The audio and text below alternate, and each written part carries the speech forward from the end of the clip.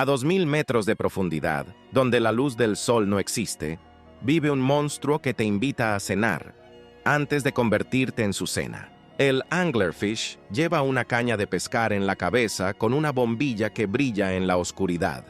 Las presas nadan directo hacia esa luz, sin saber que van hacia una boca llena de colmillos afilados. Pero lo peor es cómo consiguen pareja. Los machos son diminutos, muerden a una hembra y se fusionan con ella.